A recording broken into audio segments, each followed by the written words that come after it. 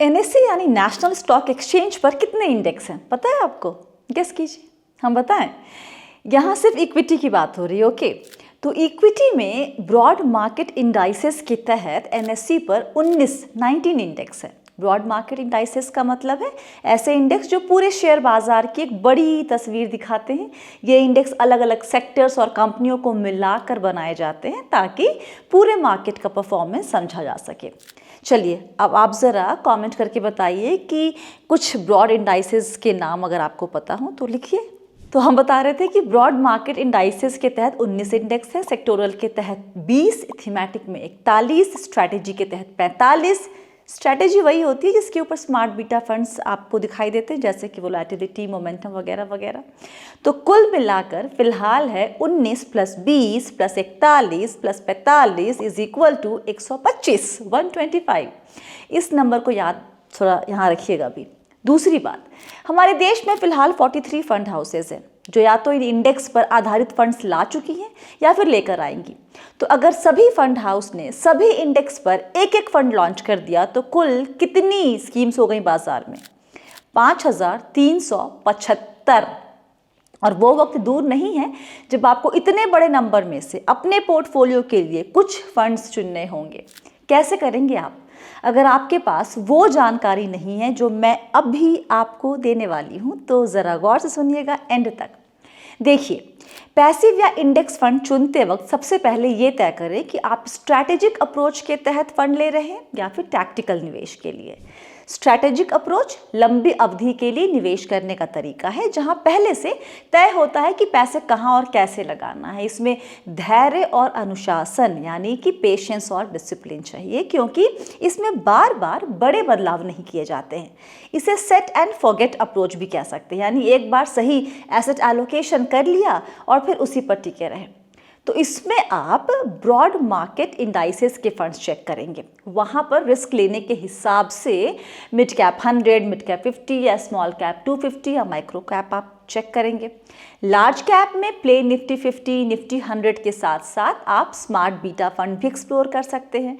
बस यहाँ ध्यान रखें कि स्ट्रैटेजिक अप्रोच के तहत बहुत कॉन्सेंट्रेटेड पोर्टफोलियो वाले फंड्स को थोड़ा अवॉइड करना आपके लिए ठीक होगा। आगे बढ़ते हैं।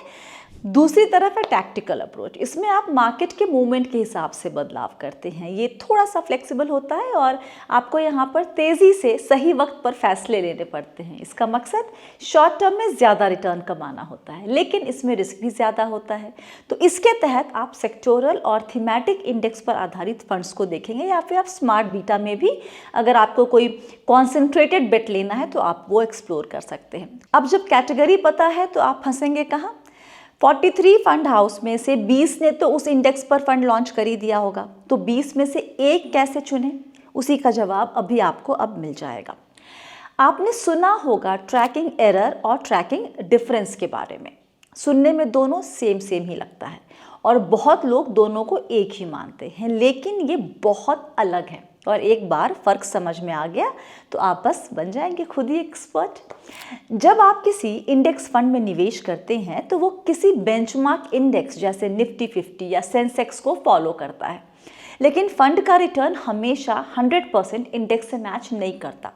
इसी गैप को समझने के लिए ट्रैकिंग एरर और ट्रैकिंग डिफरेंस का इस्तेमाल किया जाता है। ट्रैकिंग डिफरेंस बताता है कि इंडेक्स फंड के रिटर्न और बेंचमार्क इंडेक्स के रिटर्न में कुल मिलाकर कितना फ़र्क है। ये बताता है कि फंड ने इंडेक्स के मुकाबले कितना ज़्यादा या कम रिटर्न दिया है, यानी फंड और इंडेक्स के रिटर्न में कितना गैप है, कितना अंतर है। उदाहरण, अगर किसी फंड का ट्रैकिंग डिफरेंस जो है वो है -0.2%, तो इसका मतलब है कि फंड ने इंडेक्स के मुकाबले 0.2% कम रिटर्न दिया। अगर ये +0.3% होता तो इसका मतलब होता कि फंड ने इंडेक्स से 0.3% ज़्यादा रिटर्न दिया। ट्रैकिंग डिफरेंस जितना कम हो उतना अच्छा। नेगेटिव ट्रैकिंग डिफरेंस का मतलब है कि फंड इंडेक्स के पीछे रह गया है।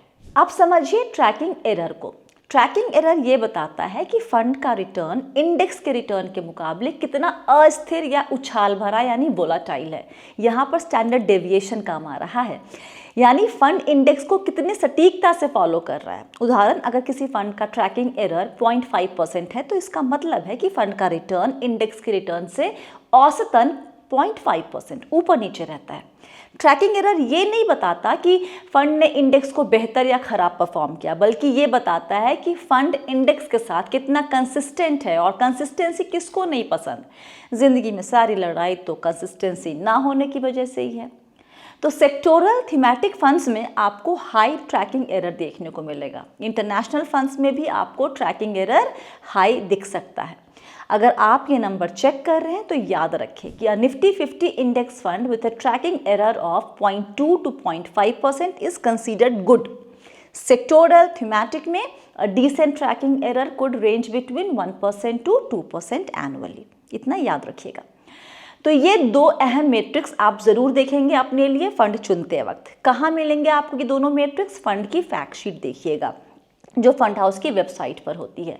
वहाँ आपको ट्रैकिंग एरर तो मिलेगा, जैसे कि ये देखिए, ये HDFC म्यूचुअल फंड के एक इंडेक्स फंड का फैक्ट शीट है। ये एक और DSP म्यूचुअल फंड के एक स्मार्ट बीटा फंड की फैक्ट शीट है, लेकिन मुझे इन पर ट्रैकिंग डिफरेंस नहीं दिखा। अगर वो चेक करना है तो आपको एम्फी की वेबसाइट पर जाना होगा। वहाँ होम, फिर रिसर्च, उसके अंदर डेटा से होते हुए आप पहुँचेंगे ट्रैकिंग एरर और ट्रैकिंग डिफरेंस पर। फंड हाउस का नाम भरिए, किस महीने का डेटा चाहिए वो लिखिए, और उस फंड हाउस के सभी पैसिव फंड का ट्रैकिंग डिफरेंस यहाँ पर आपको मिल जाएगा। एक फंड हाउस से बात हुई तो उन्होंने बताया कि नए इंडेक्स फंड का ट्रैकिंग डिफरेंस फैक्ट शीट पर आपको नहीं शायद दिखाई दे, पुराने का मिल जाएगा। खैर, आपको याद रखने वाली बात यह है कि दोनों ट्रैकिंग एरर और डिफरेंस जितना कम हो उतना बेहतर है। इन दो अहम मेट्रिक के बाद आप देखेंगे एक्सपेंस रेशियो। इसके बारे में आपको मोटा मोटी पता है, तो इस पर आपका वक्त ज़ाया नहीं करेंगे, जितना कम उतना बेहतर।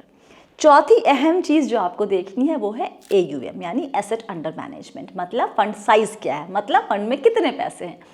पैसिव फंड में अगर आप ब्रॉड इंडाइसेस पर आधारित फंड चुन रहे हैं तो बड़ा AUM चुनना बेहतर होता है। क्यों? जब AUM बड़ा होता है तो फंड की फिक्स्ड कॉस्ट जैसे मैनेजमेंट फी, ऑपरेशनल कॉस्ट को ज़्यादा निवेशकों पर बांटा जा सकता है। इससे एक्सपेंस रेशियो कम हो सकता है, जो निवेशकों के लिए फ़ायदेमंद है। बड़े फंड्स के पास बेहतर टेक्नोलॉजी और अनुभवी प्रोफेशनल्स होते हैं जो इंडेक्स को ट्रैक करने में ज़्यादा बेहतर ट्रैक करने में मदद करते हैं। अगर फंड का AUM ज़्यादा है तो जब नए इन्वेस्टर्स पैसा लगाते हैं या पुराने पैसा निकालते हैं तो फंड को अपनी होल्डिंग्स ज़्यादा खरीद बेच नहीं करनी पड़ती। इससे मार्केट में स्टॉक खरीदने और बेचने का जो असर है, उसको इम्पैक्ट कॉस्ट कहते हैं, वो कम हो जाता है और NAV पर ज़्यादा असर नहीं पड़ता। लेकिन अगर fund mid cap, small cap या थीमेटिक इंडेक्स को फॉलो कर रहा है तो बहुत बड़ा AUM नुकसान कर सकता है। छोटे इंडेक्स में लिक्विडिटी कम होती है, तो अगर फंड को ज़्यादा स्टॉक्स खरीदने बेचने पड़े तो उसका परफॉर्मेंस प्रभावित हो सकता है। देखिए, पैसिव कैटेगरी धीरे धीरे बहुत बड़ा हो रहा है, इसमें बहुत सारी स्कीम्स लॉन्च होंगी, तो आप इसे इग्नोर तो कतई नहीं कर सकते। इसीलिए आपके लिए ये सब जो मैंने अभी आपको बताया वो जानना बहुत ज़रूरी है। तो आज बताई 4 चीज़ें देखकर आप अपने पोर्टफोलियो के लिए एक बेहतरीन पैसिव / इंडेक्स फंड चुन सकते हैं। ये 4 चीज़ें आपको याद रहेंगी तो आपको किसी से कुछ भी पूछने की ज़रूरत नहीं पड़ेगी। फिलहाल के लिए इतना ही, मेरा काम यहाँ पर ख़त्म, आपका काम लेकिन शुरू। वीडियो लाइक करें, शेयर करें और अपनी कमेंट, फीडबैक में सब कुछ नीचे लिख के बताएं, ये आपकी ज़िम्मेदारी है। और अगर आपको वो सारी जानकारियाँ चाहिए जो आपको एक संभला हुआ समझदार निवेशक बनाए तो बी वेल्दी सब्सक्राइब करना ना भूलें। फ़िलहाल के लिए इतना ही, वक्त देने के लिए बहुत बहुत शुक्रिया।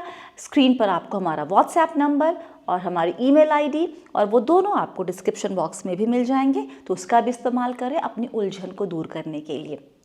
और याद रखिए, आप है मेरे यानी स्वाति के साथ और हम सब हैं बहुत ही सावधानी और समझदारी के साथ अमीर बनने के सफ़र पर। आप सभी को बहुत सारा प्यार और दुलार। Stay blessed, healthy and be wealthy.